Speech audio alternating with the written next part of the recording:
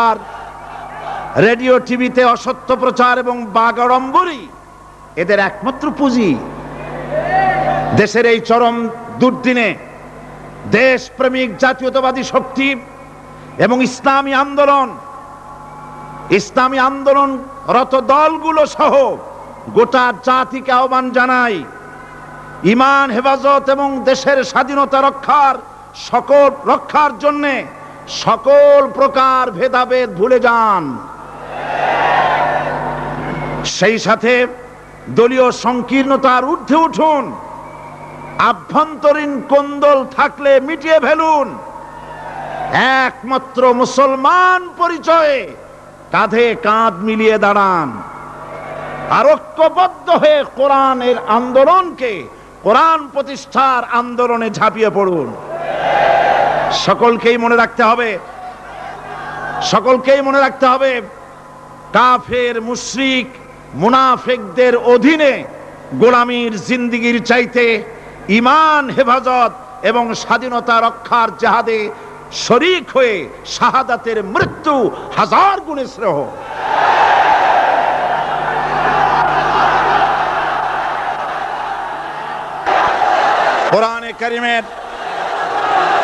কোরআনে কারীমের তাফসীর শুরু করার আগে সাংবাদিকদের জন্য আমি এই কথাগুলি বললাম, যেহেতু রাত বেশি হলে তারা কথাগুলি পত্রিকায় দিতে পারবে না, সেই জন্য পুরা নিউজ বলার আগে হেডলাইনগুলি জানাই দিলাম। তবে সাংবাদিকদের ব্যাপারে আমার একটু কথা আছে। সেই কথা হচ্ছে, সাংবাদিকতা মহান পেশা। সব সময় আমরা সম্বোধন করি সাংবাদিক বন্ধুগণ, আমরা জাতির বিবেক তাদেরকে মনে করি, ঠিক কিনা বলেন? এই চট্টগ্রাম তাফসীরুল কোরআন মাহফিল কি নিয়ে যা ঘটলো সাংবাদিকদের মাধ্যমেই গোটা জাতি এবং দুনিয়া জানতে পেরেছে।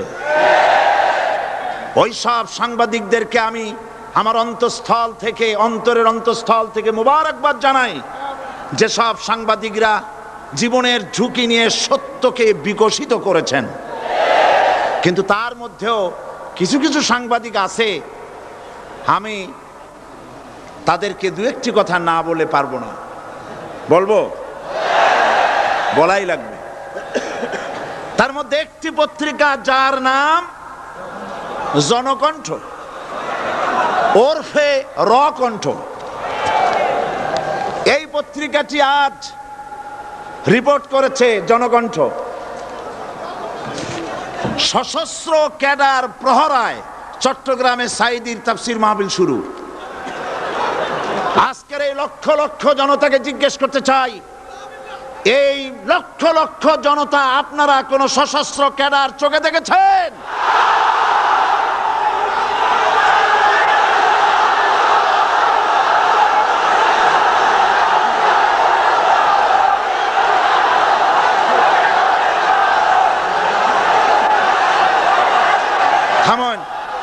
থামেন। আমার করুণা হয়, ওই সব লোকের জন্য করুণা হয়। রাসূলুল্লাহকে চোখে দেখে আবু জাহেল যেমন বিশ্বাস করতে পারে নাই, এই শ্রেণীর লোকেরা এত বড় মাহফিল দেখেও কলিজায় জাহান্নামের ভয় আসে নাই।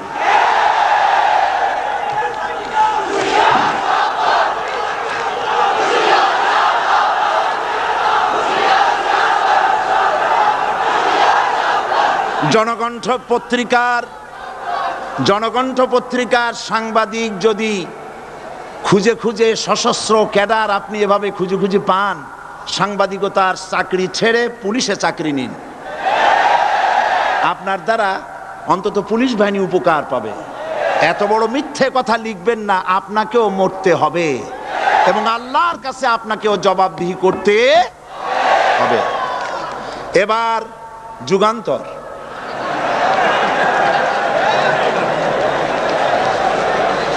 যুগান্তর পত্রিকা নতুন বেরিয়েছে। যুগান্তরকে দেশবাসী বস্তুনিষ্ঠ সংবাদ পরিবেশন করবে বলেই আশা করে।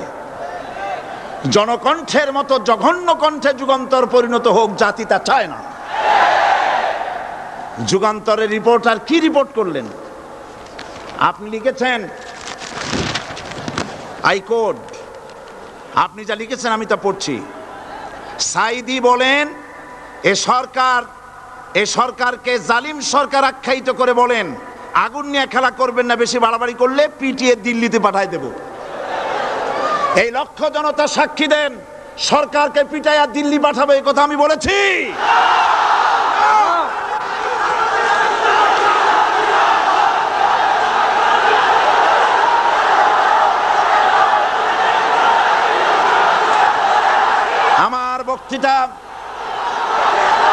আমার বক্তব্য রেকর্ড হয়, টিভি আছে, ভিডিও আছে। আপনি এই লক্ষ লক্ষ মানুষ আপনাকে মিথ্যাবাদী মনে করবে যে আপনি একটা মিথ্যা কথা লিখছেন, কিন্তু গোটা জাতির কাছে যুগান্তর গিয়ে আমাকে আপনি কি বানালেন? 40 বছর এই রাস্তায় কথা বলি, কোরআনের কথা বলি, 40 বছর এই রকমের হালকা কথা, সরকার পিটায় দিল্লি পাঠাবো এই রকমের পোলাপানের মতো কথা যদি আমি বলতাম, তাহলে কি মানুষ আসতো আমার মাহফিলে? এই যুগান্তর পত্রিকা আমার বগুড়ার বক্তৃতাকে বিকৃত করেছে। বগুড়ায় আমি কি বলেছিলাম আজকে সে কথা আপনাদের জানা দরকার। সরকারের সোনার ছেলেরা আমাকে বলেছে আমি স্বাধীনতা বক্তব্য রাখি, স্বাধীনতা বিরোধী বক্তব্য রাখি। বগুড়ায় তার প্রমাণ করেছি। বগুড়ায় আমি কি বলেছি? বগুড়ায় আমি বক্তব্য রাখতে গিয়ে বললাম, বর্তমান প্রধানমন্ত্রী, আমি যা বলি আমার তা মনে থাকে এবং রেকর্ড আছে, হাজার হাজার মানুষের সামনে বলেছি।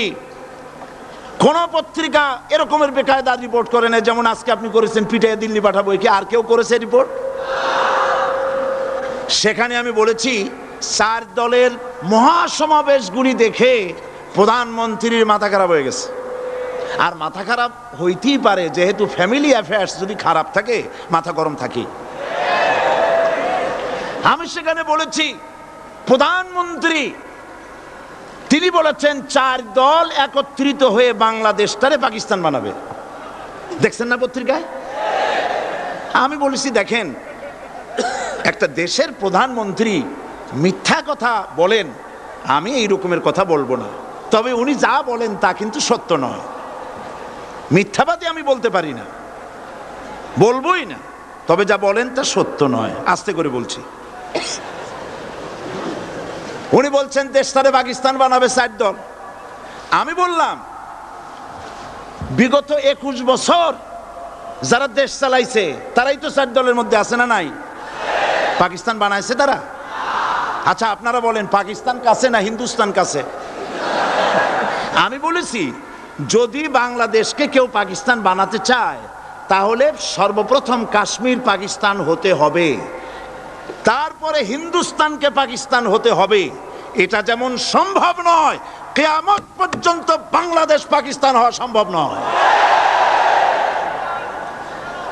আমার এই স্পষ্ট বক্তৃতার হাজারো রেকর্ড আছে বগুড়ায়, কেউ ধরনের বাজে রিপোর্ট করেনি। যুগান্তর লিখেছে, সাইদি বলেছে কাশ্মীর পাকিস্তান হইলেই বাংলাদেশ পাকিস্তান হয়ে যাবে। আমি ওই দিন ঢাকায় এসেই যুগান্তর পত্রিকার চিফ রিপোর্টারকে টেলিফোন করে বলেছি আপনি একটা ভুল রিপোর্ট আপনার সাংবাদিক করেছে বগুড়া থেকে, জাতি বিভ্রান্ত হবে। আমি একটা প্রতিবাদ পাঠালাম, অনুগ্রহ করে আমার প্রতিবাদ ছেপে দিবেন। ওনরা সাংবাদিকতার প্রতি মর্যাদা দিতে গিয়ে আমার এই বক্তব্যটা ছাপেন নাই। তার মানে হলো আমার বিরুদ্ধে যদি কেউ কথা বলে হুবহু ছাপা হবে, আর আমি যদি সেলফ ডিফেন্স নিতে চাই বস্তুনিষ্ঠভাবে আমাকে কভারেজ দেওয়া হবে না। এটাই হলো তাদের সবচাইতে আমার প্রতি ক্ষোভ। এবং তারা চায় আমাকে জনগণ থেকে বিচ্ছিন্ন করতে, কিন্তু জনগণ থেকে আমাকে বিচ্ছিন্ন করা যাবে না। কারণ আমার আকর্ষণে মানুষ আসে না, আকর্ষণ হলো আল্লাহর কোরআন। জনগণকে বিচ্ছিন্ন করা যাবে না। আমি তাফসীরের আগে যুগান্তর পত্রিকার সাংবাদিককে অনুরোধ করব, আপনি অনুগ্রহ করে আপনি এই সংশোধনটি মেহেরবানি করে পাঠিয়ে দিন যে গতকাল যে কথা বলা হয়েছিল যে সরকারকে লাঠি দিয়ে পিটাইয়া দিল্লি পাঠায় দেবো, এই কথা যে এটা আমি ভুল লেগেছি। মানুষ ভুল স্বীকার করলে কোনো অপরাধ নাই, অন্যায় নাই। আমরা আশা করব আগামীকালের যুগান্তরে আমরা দেখব যে আপনি ভুল স্বীকার করেছেন, এর দ্বারা যুগান্তরের মান কমবে না, মান বেড়ে যাবে। আর যদি ভুল স্বীকার না করেন, আল্লাহর অভিশাপের জন্য প্রস্তুত থাকবেন। দরুদ শরীফ পড়েন, আল্লাহুম্মা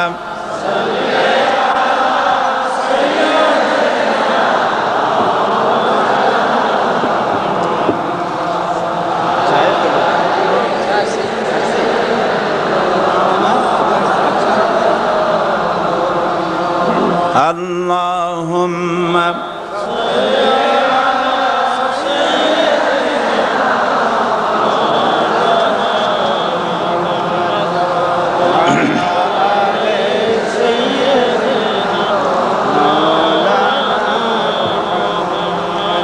বন্ধুগণ, কোরআনে কারীম হচ্ছে বিশ্ব মানবতার জন্য সর্বশ্রেষ্ঠ হেদায়েতের কিতাব। এই কিতাব আল্লাহ রাব্বুল আলামিন অবতীর্ণ করেছেন গোটা মানব গোষ্ঠীর জন্য, পৃথিবীর সমস্ত মানুষের জন্য আল্লাহ পাক এই কোরআন নাজিল করেছেন। কোরআন কার বাণী? এই কোরআনকে যারা অনুসরণ করবে তাদের সম্পর্কে আল্লাহ পাক বলেছেন, ফামান তাবিআ হুদায়া ফালা খাউফুন আলাইহিম ওয়ালা হুম ইয়াহজানুন। কোরআন যারা অনুসরণ করবে, কোরআন যারা মেনে চলবে, তাদের জন্য কোনো ভয় নাই, কোনো চিন্তা নাই। কোরআনের আইন যারা মানবে, কোরআনের শাসন যারা মানবে, তাদের জন্য কোনো ভয় নাই, চিন্তা নাই। কোরআন আল্লাহ রাব্বুল আলামিন এই পৃথিবীতে তাবিজ লেখার জন্য পাঠান নাই। এ কোরআন শুধু চুমা খাওয়া, মাথায় লাগাবার জন্য, বুকে লাগাবার জন্য পাঠান নাই। কোরআন পাঠিয়েছেন আল্লাহ রাব্বুল আলামিন, মানুষেরা কোরআন পড়বে, কোরআন বুঝবে, আর কোরআনের বিধান অনুযায়ী ব্যক্তি, পরিবার, সমাজ এবং রাষ্ট্র গড়বে। বলেন আলহামদুলিল্লাহ। এই জন্য কোরআন নাজিল হয়েছে। রাসূল করিম সাল্লাল্লাহু আলাইহি ওয়াসাল্লাম কোরআনে কারীম দিয়ে একটি সমাজ বিপ্লব করেছিলেন। কোরআন নাজিল এর উদ্দেশ্য আর রাসূল পাঠাবার উদ্দেশ্য সম্পর্কে আল্লাহ পাক বলছেন, হুয়াল্লাযী আরসালা রাসূলাহু বিল হুদা ওয়া দীনিল হক লিইয়ুযহিরাহু আলাদ-দীনি কুল্লিহি ওয়া কাফা বিল্লাহি শাহীদা।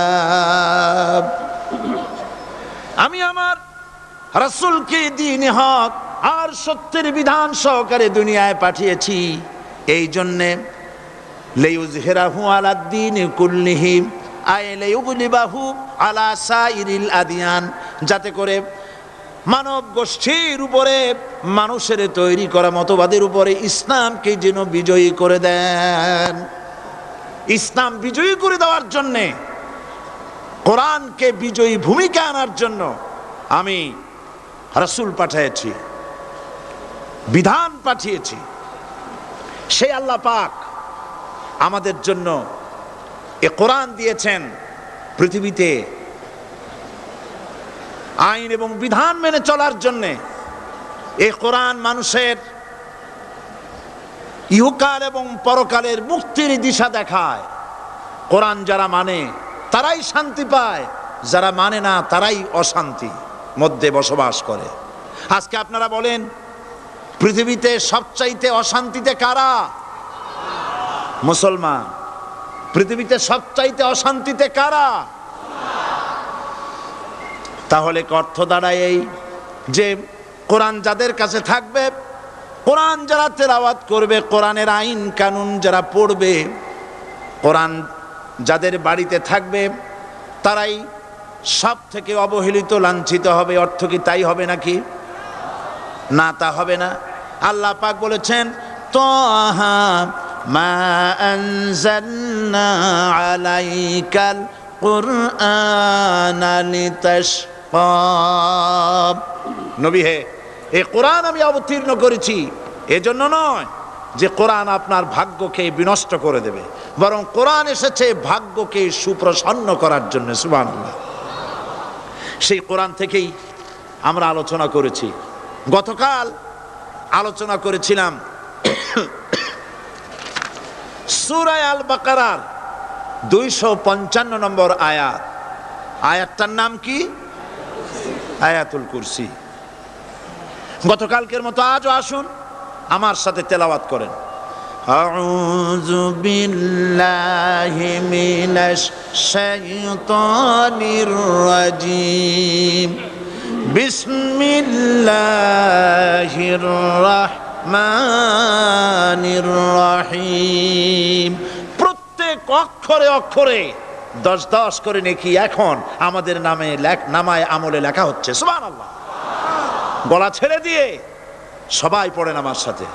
আল্লাহু লা ইলাহা ইল্লা হুয়াল হাইয়ুল কাইয়্যুম লা তাখুযুহু সিনাতুন ওয়ালা নাওম লাহু মা ফিস সামাওয়াতি ওয়া মা ফিল আরদ মান ذا الذي يشفع عنده إلا بإذنه يعلم ما بين أيديهم وما خلفهم ولا يحيطون بشيء من علمه إلا بما شاء وسع كرسيه السماوات والأرض ولا يؤوده حفظهما وهو العلي العظيم صدق الله العظيم। আয়াতুল কুরসি হচ্ছে কোরআন শরীফের সর্বশ্রেষ্ঠ আয়াত। সুবহানাল্লাহ। রাসূল বলেছেন আয়াতুল কুরসি হচ্ছে কোরআনে কারীমের সর্বশ্রেষ্ঠ আয়াত এবং আল্লাহ পাকের তাওহীদের ব্যাপারে, সার্বভৌমত্বের ব্যাপারে এত বিস্তারিত অল্পের মধ্যে আর অন্য কোন আয়াতের মধ্যে ভাবে আসে নাই। এই জন্য আয়াতুল কুরসির এত মর্যাদা। কালকে আরো একটি হাদিস শোনাইছিলাম, বোধহয় নিশ্চয়ই আপনাদের মনে আছে। প্রত্যেক ফরজ নামাজের পরে আয়াতুল কুরসি যে একবার পড়বে, তেলাওয়াত করবে, কিয়ামতের দিন আল্লাহ পাক তার সম্পর্কে সিদ্ধান্ত নিবেন, তাকে জান্নাত দিয়ে দিবেন। সুবহানাল্লাহ কইতে ইচ্ছে করলো না? আলহামদুলিল্লাহ বলবেন না? তার অর্থ হলো এই আয়াতুল কুরসি যদি মানুষ পড়ে আর বোঝে আর ওই অনুযায়ী যদি আকীদা তৈরি হয়, জীবন তৈরি হয়, তার জীবন জান্নাতের জন্য তৈরি হয়ে যায়। গতকাল আল্লাহ পাকের সার্বভৌমত্বের কথা আমরা আলোচনা করেছিলাম। আজকে আলোচনা করব আল্লাহ পাকের পরিচয়। আল্লাহ পাক তিনি কে? আমরা বলি আল্লাহ। আমরা কি বলি? বলেন সবাই, কি বলি? আমি অনেকবার আপনাদেরকে এই কথাটা বলেছি, বোধহয় নিশ্চয়ই মনে আছে। আল্লাহ এই উচ্চারণটা আমাদের অনেকের হয় না, কেউ বলে না আল্লাহ। আল্লাহ পাকের উচ্চারণটা হচ্ছে, আল্লাহ পাকের নামের উচ্চারণ হচ্ছে আল্লাহ। মুখটা একটু গোল হয়ে যাবে, বলেন আল্লাহ আল্লাহ। সুবহানাল্লাহ। পৃথিবীতে বিভিন্ন জাতি তার স্রষ্টাকে, তারা যাকে স্রষ্টা মনে করে, বিভিন্ন নামে ডাকে। কেউ বলে ভগবান, কেউ বলে ঈশ্বর, কেউ বলে পরমেশ্বর, কেউ বলে বিধাতা, কেউ বলে গড। বিভিন্ন নামে লোকেরা এভাবে ডাকে। তো ভগবান বললে তার প্রতিশব্দে স্ত্রীলিঙ্গে কি আসে? বলেন ভগবতী। ঈশ্বর বললে স্ত্রীলিঙ্গে কি আসে? ঈশ্বরী।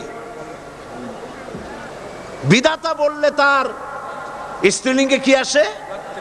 বিধাত্রী। গড, এটার স্ত্রীলিঙ্গে আসলে কি হবে? তো প্রত্যেকটি তারা যে ভাষায় আল্লাহকে ডাকে, প্রত্যেকটি ভাষায় স্ত্রীলিঙ্গে একটি প্রতিশব্দ আসে। আল্লাহ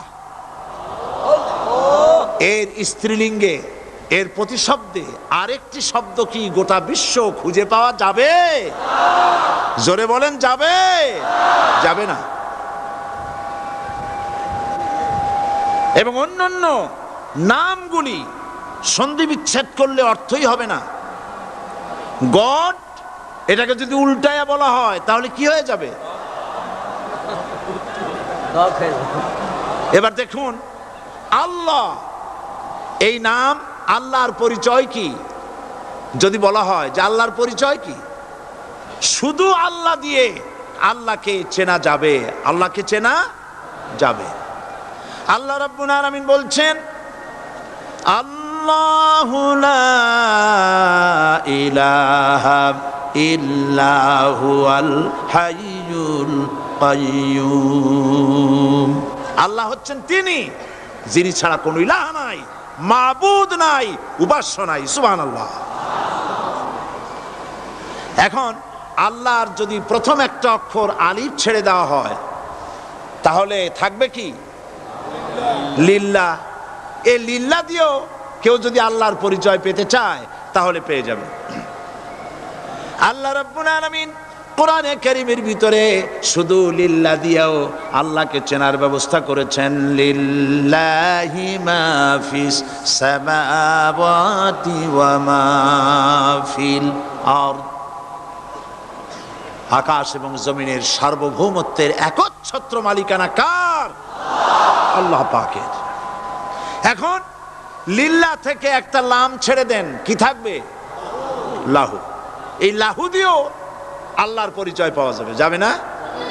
কোরআন বলছে, লাহু মাকালিদুস সামাওয়াতি ওয়াল আরদি ইউবসিতুর রিজকা লিমান ইয়াশা। আকাশ এবং জমিনের রিজকের চাবিকাঠি আল্লাহ পাকের কাছে, যারে খুশি তিনি পর্যাপ্ত রিজেক তিনি দান করেন। সুবহানাল্লাহ। এবার লাহুর লাম ছেড়ে দেন, থাকবে কি? একটা অক্ষর। এই একটি অক্ষর দিয়ে আল্লাহ পাকের চেনা যাবে। ইন্নাহু হুয়াল গফুরুর রহিম। তিনি হচ্ছেন মহা ক্ষমাশীল, দয়াবান। আল্লাহর পরিচয় আল্লাহকে দিয়েই জানা যায়। আল্লাহর পরিচয় হচ্ছে তিনি এই আকাশ সৃষ্টি করেছেন, এই জমিন সৃষ্টি করেছেন, মানব গোষ্ঠীকে সৃষ্টি করেছেন। আকাশের স্রষ্টাকে, জমিনের স্রষ্টাকে, মানুষের স্রষ্টাকে আল্লাহ পাক। দেখুন, আল্লাহ পাক আকাশের স্রষ্টা, জমিনের স্রষ্টা, মানুষের স্রষ্টা। এই কথাকে ভুলিয়ে দেওয়ার জন্যে, এই কথাটিকে ভুলিয়ে দেওয়ার জন্য আল্লাহকে অস্বীকার করছে এক শ্রেণীর লোকেরা। তারা বলছে দেয়ার ইজ নো গড, স্রষ্টা বলতে কেউ নাই, আনসিন ইজ নাথিং। মাশাআল্লাহ, আমাদের মঞ্চে এই চট্টগ্রামের গৌরব বিএনপির কেন্দ্রীয় নেতা জনাব সালাউদ্দিন কাদের চৌধুরী সাহেব এসেছেন। আলহামদুলিল্লাহ। আল্লাহ পাক সকলকে কোরআন বোঝার তৌফিক দান করুন, বলি আমিন। আল্লাহ পাক কোরআনকে বোঝার জন্য, আল্লাহকে চেনার জন্য ব্যবস্থা করেছেন। ওরা বলছে কি আনসিন ইজ নাথিং, যা দেখা যায় না সেটা কিছুই না, সেটা বিশ্বাস করি না। তো আল্লাহর যখন রং নাই, গন্ধ নাই, তাকে বিশ্বাস করি কেমনে? বলেন নাউজুবিল্লাহি মিন যালিক। আরে ভাই, তোমরা তো এমন বহু জিনিস আছে যা না দেখে বিশ্বাস করো। আপনারা কি বাতাস দেখেছেন? বিশ্বাস করেন কিনা? বিশ্বাস করেন কিনা? আপনারা কি ইথার দেখেছেন? বিশ্বাস করেন কিনা? ফুলের গন্ধ দেখেছেন? কিন্তু বিশ্বাস করেন কিনা? মাধ্যাকর্ষণ শক্তি, ল অফ গ্র্যাভিটেশন আপনারা চোখে দেখেছেন? বিশ্বাস করেন কিনা? অনেক জিনিস এমন আছে যা আমরা চোখে দেখি না কিন্তু বিশ্বাস করি। হযরত ইমাম আবু হানিফা রাহমাতুল্লাহ আলাইহির সাথে এক নাস্তিকের বহস হবে। স্থান এবং তারিখ নির্ধারণ করা হলো। ইমাম সাহেব দেরি করে আসলেন। নাস্তিক বলছে, আমি আপনার সঙ্গে কোনো বিতর্কে যেতে চাই না, কারণ আপনি ওয়াদা রক্ষা করতে পারেন নাই, নির্ধারিত সময়ের অন্তত 3 ঘন্টা পরে এসেছেন। তিনি বললেন, আমি কেন দেরি করলাম সেটা তো তুমি জিজ্ঞেস করবে। আচ্ছা বলেন কেন দেরি করেছেন? তিনি বললেন, দেখো এই জায়গায় আসার পথে একটা নদী বেঁধেছিল, তো আমি আসবো কি করে? আমার কাছে পারাপারের কোনো বন্দোবস্ত ছিল না। এক পর্যায়ে হতাশ হয়ে গেলাম, আমার বোধহয় যাওয়াই হবে না। শেষ পর্যন্ত আমি দেখতে পেলাম হঠাৎ করে আমার পাশে একটা ফলের বীজ পড়লো, তা দিয়ে একটা গাছ অঙ্কুরিত হলো। দেখটি না তা গাছটা একটা ময়ূর হয়ে পরিণত হয়ে গেল। কই থেকে একটা করাতে সে গাছটা কেটে ফেলে দিল। ফটাফট কতগুলি তক্তা বেরিয়ে আসলো, কোথার থেকে একটা হাতুড়ি আর কতগুলি লোহা এসে ঠাস ঠাস করে বাড়ি লেগে একটা কিস্তি তৈরি হয়ে গেল। কিস্তিটার ধাপায় পড়লো নদীতে, আমি লাফ দিয়ে উঠলাম, তাই পার হয়ে আসতে যা দেরি হলো। নাস্তিক বলছে, আপনার সাথে আমি জানছিলাম যে আপনি অত্যন্ত বুদ্ধিমান মানুষ, কিন্তু যে ঘটনা শুনাইলেন আপনার স্ক্রু একটাও টাইট আছে বলে মনে হয় না, আপনার সাথে আর কোনো বহস নয়। তিনি বললেন, কেন?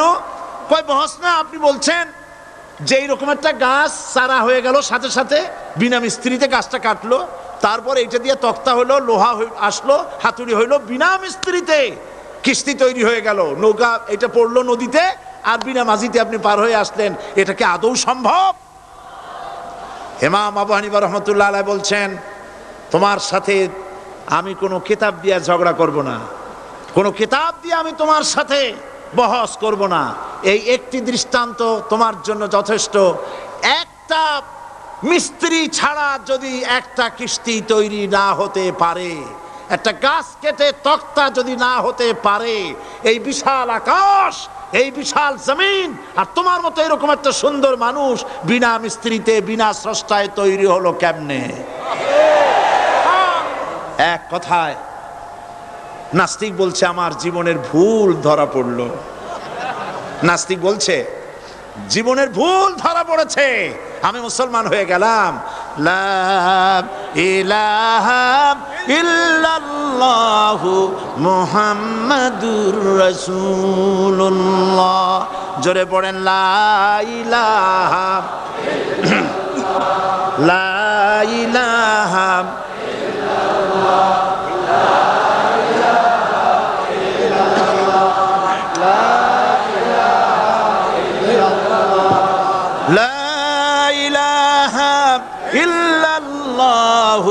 মুহাম্মাদুর রাসূলুল্লাহ। প্রিয় কোরআন পাগল ভাই সব, মাহফিল কর্তৃপক্ষ আমাকে স্লিপ দিয়েছে, প্রচন্ড চাপ সৃষ্টি হয়েছে চতুর্দিকের রাস্তায়, মানুষ বসার জায়গা পাচ্ছে না, দাঁড়াবারও জায়গা নাই। আমরা তো এই মাঠ টেনে লম্বা করতে পারবো না, তবে আপনারা একটু চেপে বসলে বোধহয় ভালো হয়। আপনারা কি রাগ করবেন নাকি? তাহলে বসা অবস্থায় দাঁড়াবেন না মোটেই? বসা অবস্থায় সামনের দিকে একটু এগিয়ে আসা যায় কিনা? তাহলে তাই করুন, দাঁড়াবেন না কেউ, বসা অবস্থায় সামনে চাপেন, আর দাঁড়ানো ভাইরা সুযোগ গ্রহণ করেন। জোরে সোরে জিকির করেন, সুবহানাল্লাহ ওয়ালহামদুলিল্লাহ লা ইলাহা ইল্লাল্লাহ, সুবহানাল্লাহ ওয়ালহামদুলিল্লাহ লা ইলাহা ইল্লাল্লাহ। আরো জোরে পড়েন, সুবহানাল্লাহ ওয়ালহামদুলিল্লাহ লা ইলাহা ইল্লাল্লাহ, সুবহানাল্লাহ ওয়ালহামদুলিল্লাহ লা ইলাহা ইল্লাল্লাহ, লা ইলাহা ইল্লাল্লাহ ইল্লাল্লাহু মুহাম্মাদুর রাসূলুল্লাহ। আমি দাঁড়াতে বলি নাই, মেহেরবানি করে বসুন, কান মন দিয়ে আল্লাহর পরিচয় শুনুন। কেবলমাত্র হতভাগা কপাল পোড়া যারা, তারাই নাস্তিক হতে পারে, ঠিক কিনা? আমি মনে করি না এই মাহফিলে কোনো নাস্তিক আসছে। আমি বিশ্বাস করি সকলে আল্লাহরে বিশ্বাস করে, কোন আলহামদুলিল্লাহ। কিন্তু কপাল পোড়ারা তারা বলে আল্লাহ নাই। এই ধরনের এক কপাল পোড়া ঢাকা বিশ্ববিদ্যালয় ছিল, মরছে। তার মৃত্যুতে দেশের প্রধানমন্ত্রী বলেছেন জাতির অপূরণীয় ক্ষতি হলো। আমি বললাম অপূরণীয় ক্ষতি হয় নাই, শয়তানটা কমছে। সে মরার আগে বলেছে কি জানেন? মরার আগে বলেছে আমার লাশ গোসল হবে না, দাফন হবে না। এইটারে মরার পরে তোমরা মেডিকেল কলেজে দিয়ে দিবা, তারা আমারে কাটাছেড়া করিয়া অপারেশন শিখবে। বেচারা বুঝতে পারছে যে মরার পর তার অবস্থাটা কি হবে। তো এদিক দিয়ে কাটাছেড়া করে যদি শেষ করে দেয় সেই ভালো, কবরে না যাই। তাকে রাখা হলো বারডেমের ডিপ ফ্রিজের ভেতরে। কদিন পরে তার অন্তিম ইচ্ছে অনুযায়ী মেডিকেল কলেজে পাঠানো হলো। ছাত্র শিক্ষকরা যখনই শুনেছে যে ওই লাশ আসতেছে, তারা রাস্তায় দাঁড়ায় বলছে আল্লাহর হস্তে মাপ চাই, এইটার এদিকে আনবেন না। কারণ জীবনে বাইসে থাকতে যে আল্লাহরে স্বীকার করে নাই, ওরে অপারেশন করে যা শেখবো এতে রুগী শুধুই মরবে, বাঁচবে না কেউ। এরপরে সলিমুল্লাহ মেডিকেল কলেজে নেওয়া হলো, তারাও একই কথা বললো। শেষ পর্যন্ত নিয়ে ডিপ ফ্রিজে রাখছে। এখন কোথায় আছে আমি জানি না। এখন লাশের অবস্থা এই হয়েছে যে রাস্তায় যদি ফালায় দেয় কুত্তাও খাবে না, কারণ এত বাসি লাশ। আমার দেশের কুত্তা এত অভদ্র না যে এত পচা লাশ খাবে। আল্লাহকে অমান্য করলে পরে, অস্বীকার করলে পরে আল্লাহ পাক এইভাবে শাস্তি দেন। আর এগুলার নাম হলো বুদ্ধিজীবী। এগুলোর নাম কি? বুদ্ধিজীবী। আর বুদ্ধিজীবী এটা হচ্ছে জীবী। জীবী মানে কি? পেশা। মৎস্য বিক্রি করে যারা জীবিকা উপার্জন করে তাদের কি বলে? যারা চিকিৎসা শাস্ত্র এই দিয়ে যারা জীবিকা নির্বাহ করে তাদেরকে কি বলা হয়? যারা আইন ব্যবসা করে, আইন ব্যবসা করে জীবিকা নির্বাহ করে তাদের কি বলা হয়? যারা কৃষি পণ্য উৎপাদন করে জীবিকা নির্বাহ করে তাদেরকে কি বলে? আর যারা বুদ্ধি বিক্রি করে ভারতের পাঁচাটা গোলামি করে তাদের কি বলে? এই কোরআন শরীফে কিন্তু কোথাও বুদ্ধির কথা নাই, সব আছে জ্ঞানের কথা। কোরআন শরীফে কি আছে? কোথাও বুদ্ধির কথা নাই, সব জায়গায় জ্ঞানের কথা। কোরআন শরীফে কি কথা আছে হে আল্লাহ তুমি আমার বুদ্ধি বাড়ায় দাও? আছে? কোরআন শরীফে আল্লাহ রাব্বুল আলামিন শিখায় দিয়েছেন, বলো রব্বি জিদনি ইলমা। পড়েন সবাই, রব্বি জিদনি ইলমা। হায় আল্লাহ তুমি আমার বুদ্ধি বাড়াও। নাকি তুমি আমার কি বাড়াও? আমার জ্ঞান বাড়াও। ওয়াল্লাযীনা উতুল ইলমা দারাজাত। আল্লাহ পাক বলছেন যাকে আমি জ্ঞান দান করছি তার মর্যাদা বৃদ্ধি করে দিয়েছি। সুবহানাল্লাহ। জ্ঞানের মর্যাদা বেশি। বুদ্ধি, পৃথিবীতে শ্রেষ্ঠ বুদ্ধিজীবী হচ্ছে বুদ্ধিজীবীদের নেতা, বুদ্ধিজীবীদের সর্দার, যে তার নাম কি জানেন? শয়তান। বড় বুদ্ধিজীবীর নাম কি? শয়তান। দেখেন ওর বুদ্ধি। আর আদম আলাইহিস সালামকে আল্লাহ পাক কি দিয়েছিলেন? ইলম। কি দিয়েছিলেন? ওয়া আল্লামা আদামাল আসমা কুল্লাহা। আমি আদমকে কি দিছি? জ্ঞান দান করেছি। শয়তান হলো বুদ্ধিজীবী। ও বুদ্ধিজীবী করলো কি দেখেন, আল্লাহ পাক বললেন আদমকে সৃষ্টি করে উসজুদু লি আদামা, ফাসাজাদু ইল্লা, আল্লাহ রাব্বুল আলামিন উপস্থিত সকলকে হুকুম করলেন আমার আদমকে সেজদা দাও। সবাই সেজদা করলো না কে? মিস্টার ইবলিস সেজদা করলো না।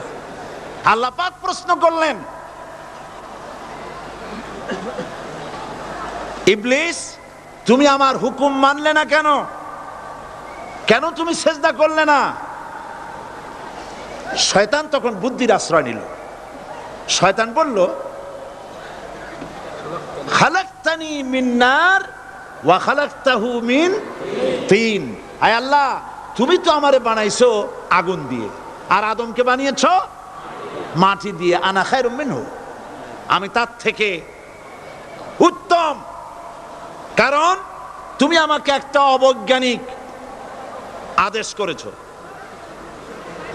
মাটির গতি নিম্নমুখী আর আগুনের গতি ঊর্ধ্বমুখী। ঊর্ধ্বমুখী জিনিসকে নিম্নমুখী জিনিসের সামনে মাথা নত করতে বলা সম্পূর্ণ আনসাইন্টিফিক। এই জন্য আমি এটা মানতে পারিনি। আল্লাহ পাক বললেন কিচ্ছু না, মানুষ জায়গা না পাই আসতেছে, বসান। এখানে যারা দাঁড়িয়েছে বসা লোকেরা, তাদেরকে বসায় দেন, বসেন। আরে ভাই, আপনারা বোঝেন না কেন? সরকারের সোনার ছেলেরা এইখানে আসার সাহস করবে না।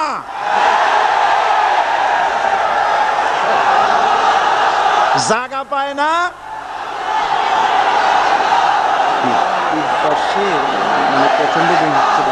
করবো কি আমি? কিছু করেন, বসেন, থামেন। মানুষ বসার জায়গা পাচ্ছে না বলে অসুবিধা হচ্ছে। নড়াচড়া কেউ করবেন না, কোন আওয়াজ করবেন না। আল্লাহ তৌফিক দিন, জোরে কোন আমিন। আল্লাহ পাক বলেন, ইন্নাকা রাজিম মারদুদ, তোর উপরে আল্লাহর লানত, অভিশাপ, আমার দরবার থেকে বেরিয়ে যা। তাহলে এই হলো বুদ্ধির দশা। এবার দেখেন জ্ঞানের দশা কি। জ্ঞান দেওয়া হয়েছিল কারে বলেন? একটা জিনিস লক্ষ্য করুন, আল্লাহ পাকের হুকুম শয়তান লঙ্ঘন করেছে। আদম আলাইহিস সালামও হুকুম কি করেছেন? অমান্য করেছেন। করেন নাই? ভয় পান নাকি বলতে? আদম আলাইহিস সালাম আল্লাহ পাকের হুকুম অমান্য করছেন কি না? অমান্য করেছেন। কি আল্লাহ পাক বলেছেন?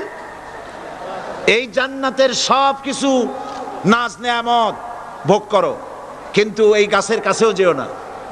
নিষেধ করেন নাই? হযরত আদম আলাইহিস সালাম ভুল করলেন, আল্লাহ নিষিদ্ধ বৃক্ষের কাছে গেলেন, স্বামী স্ত্রী দুজনে নিষিদ্ধ ফল ভক্ষণ করলেন। এরপরে হযরত আদম আলাইহিস সালাম মহা চিন্তার ভিতরে পড়ে গেলেন, কি সর্বনাশ করলাম। এখন যদি আল্লাহ যদি আমারে প্রশ্ন করেন আমার হুকুম কেন অমান্য করলে, তাহলে আমি কি জবাব দেব? আদম আলাইহিস সালামের কাছে জবাব ছিল না জবাব? তিনি যদি বুদ্ধির আশ্রয় গ্রহণ করতেন তাহলে তিনি বলতেন, আল্লাহ পাক যখনই প্রশ্ন করেছিলেন তিনি বলতে পারতেন যে আল্লাহ আমি না হয় একটা ভুল করছি, ঠিক আছে, আমি একটা ভুল করে ফেলেছি, কিন্তু তুমি বলো জান্নাতের এত সব গাছ লাগাইলা যেগুলির ফল খাওয়া যাবে, এমন একটা গাছ কেন তুমি সেখানে লাগাইছো যে গাছের কাছেও যাবে না, ফল খাওয়া যাবে না, এমন একটা বিপদ আমার ভালাই লাগান। তিনি যদি বুদ্ধির আশ্রয় নিতেন তাহলে এরকম কথা বলতে পারতেন। আবুল বাশার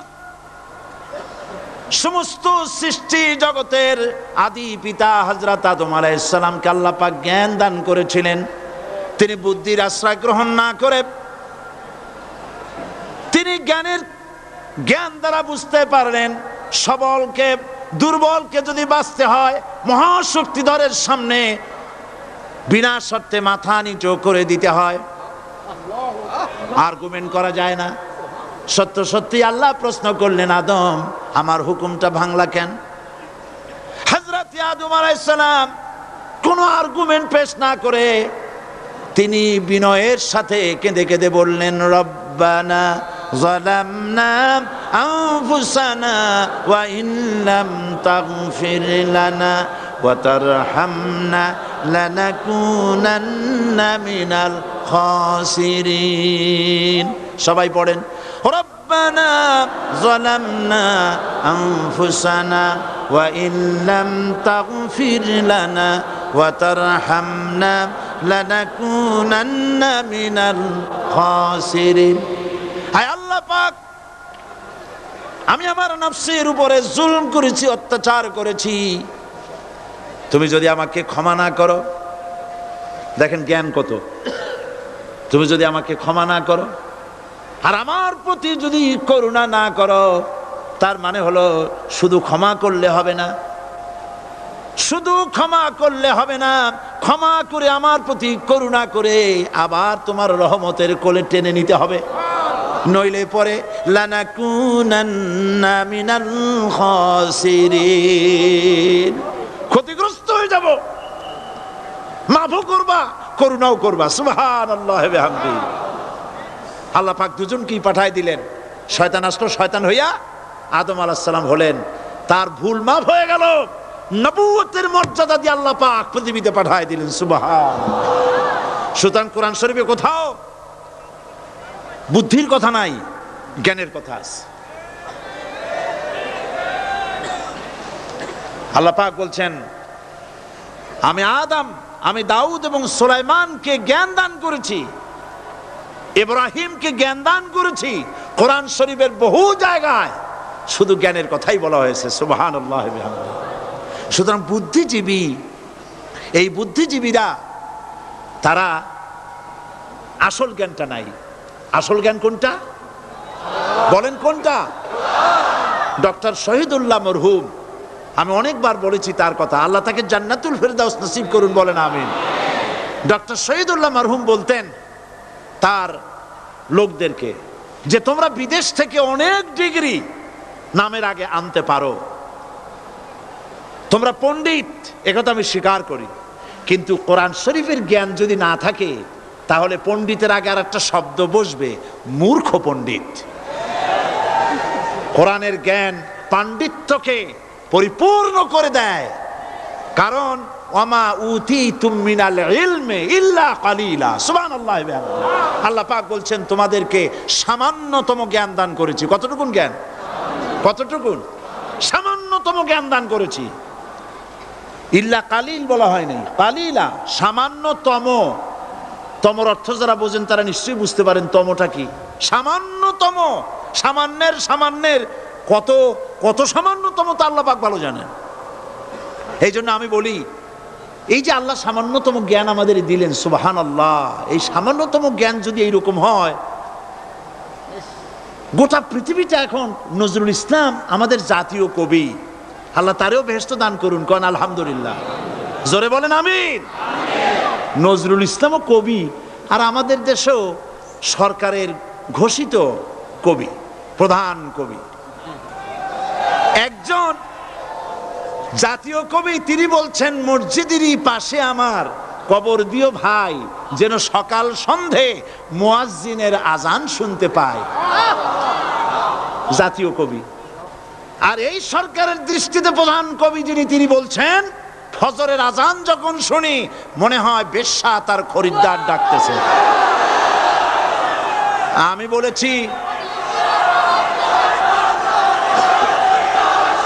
বলেছি এটা তো তুমি শুনবাই, কারণ ছাত্র জীবন থেকে ওই আওয়াজ শোনার যাদের অভ্যেস, বুড়া হইছে এখনো বেশ্যার আওয়াজ ছাড়ার কানে কিছুই আসে না।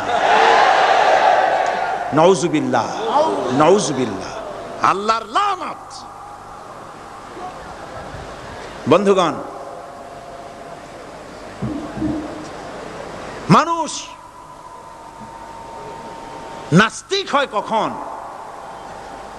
যখন তার কাছে আসল জ্ঞান থাকে না। কোরআন হচ্ছে আসল জ্ঞান। কাজী নজরুল ইসলাম বলেছেন, আজ থেকে কত বছর আগে, বিশ্ব নিখিল দেখবো আমি আপন হাতের মুঠায় পুরে। আজকে পৃথিবী আপনার মুঠায় আসছে না? উনি দেখে যান নাই, কিন্তু আসছে কিনা?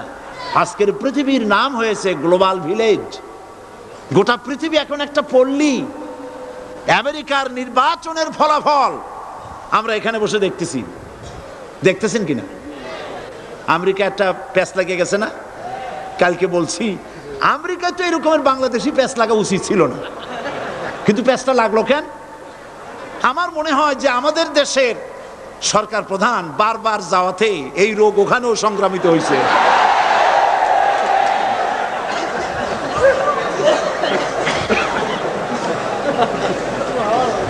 মূল বক্তব্য যেটা,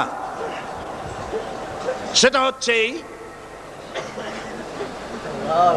পৃথিবী এখন গ্লোবাল ভিলেজ, হাতের মুঠায় চলে আসছে।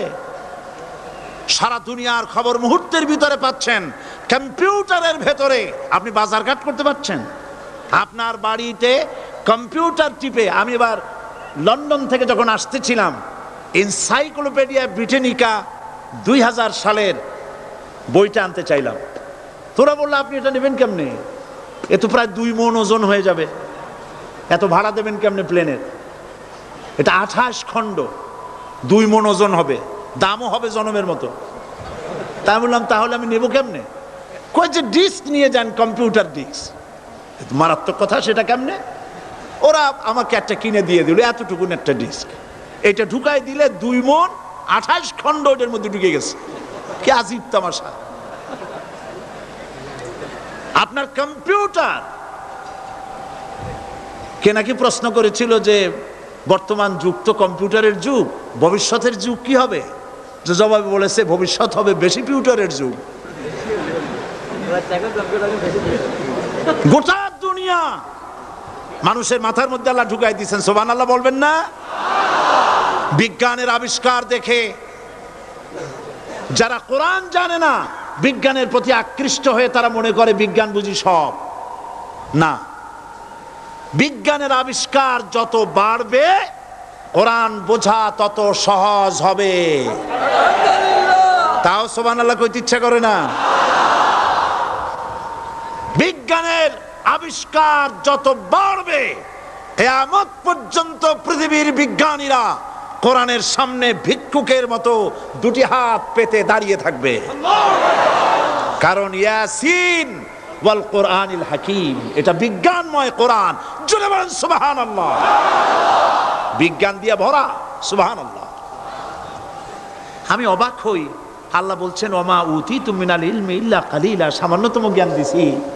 যখন আমি পাথফাইন্ডারের কথা শুনলাম, মঙ্গল গ্রহে গেছে 8 মাস সময় লাগলো, প্রতি মিনিটে 1600 মাইল গতিবেগে, প্রতি মিনিটে 1600 মাইল গতিবেগে 8 মাস পথ অতিক্রম করে মঙ্গল গ্রহে অবতীর্ণ করলো পাথফাইন্ডার। পর্দাটা ফেটে গেল, ছোট্ট 10 কেজি ওজনের একটা গাড়ি বেরিয়ে এলো, 4 চাকার একটা গাড়ি। ওর মধ্যে পাওয়ারফুল ক্যামেরা আরো কি কি ছিল, সেটা ওখান থেকে ফটোগুলি ক্যাচ করছে আর ট্রান্সমিট করে দিচ্ছে নাসায়। সেখানে বিজ্ঞানীরা বসে দেখতেছে পৃথিবীর মাটি থেকে 49 কোটি কিলোমিটার দূরে মঙ্গল গ্রহের ছবি ওখান থেকে আসতেছে। এক পর্যায়ে বিজ্ঞানীরা তারা দেখতে পেল যে এই পাথফাইন্ডারটা চলতে গিয়ে একটা পাথরের সাথে ধাক্কা লেগে কাইট হয়ে পড়ে গেছে। এখন এটা কাইট হয়ে পড়ে গেছে, এখন তো তার ফাংশন বন্ধ হয়ে গেছে। বিজ্ঞানীরা মাটির পৃথিবীতে বসে কম্পিউটার মনিটরিং করে 49 কোটি কিলোমিটার দূরের কাইট হয়ে পড়ে যাওয়া পাথফাইন্ডারকে সোজা করে দিল। আমি চিন্তা করি, আল্লাহ পাক বলছেন ওমা উতিতু মিনাল ইলমি ইল্লা কালিলা, তোমাদের সামান্যতম জ্ঞান দিছি। এই যদি হয় সামান্যতম জ্ঞান, আমার আল্লাহর জ্ঞান কত বড়! এ হচ্ছে আমার আল্লাহ, সুবহানাল্লাহ বলেন। এই হচ্ছে আমার আল্লাহ।